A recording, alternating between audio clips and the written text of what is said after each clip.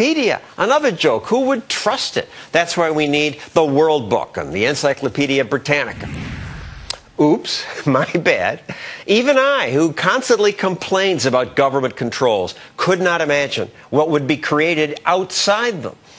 One who did imagine it is Jimmy Wales, who founded Wikipedia. So how did you think this would work? Well, you know, it's interesting. When I started, I didn't really think about competing with anybody.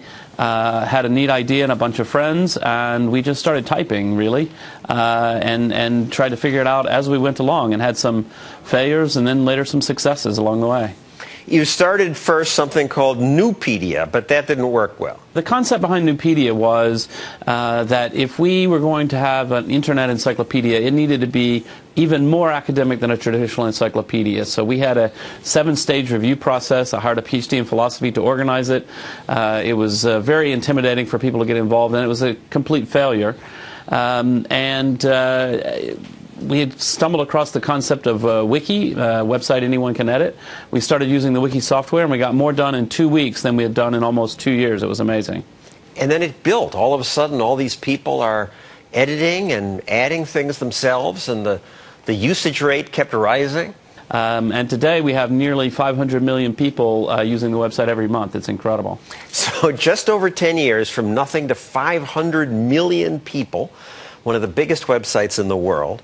And at the beginning, the stuffy establishment said this cannot work. You need editors. The former editor-in-chief of Encyclopedia Britannica said the user who visits Wikipedia is a visitor to a public restroom.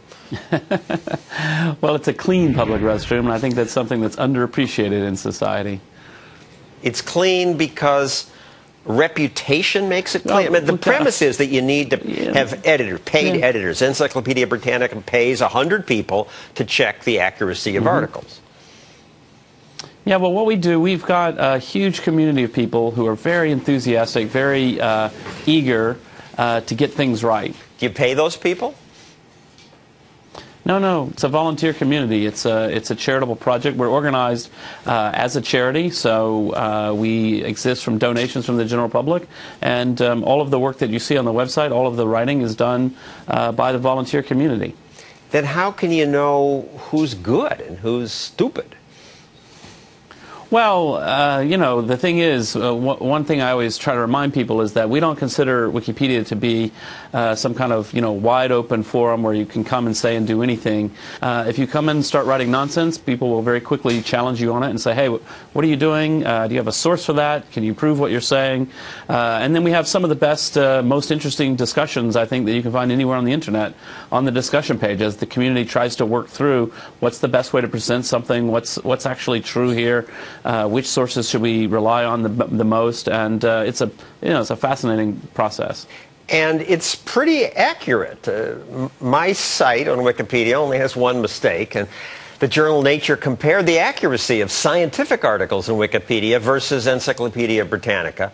Panels of experts in the appropriate specialty found about 4 errors per Wikipedia entry, 3 in Britannica. So not much difference.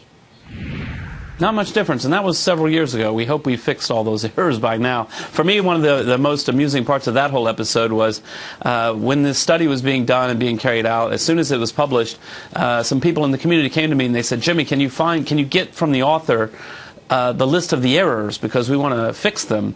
And Britannica's response was to issue a 20-page denunciation of the study.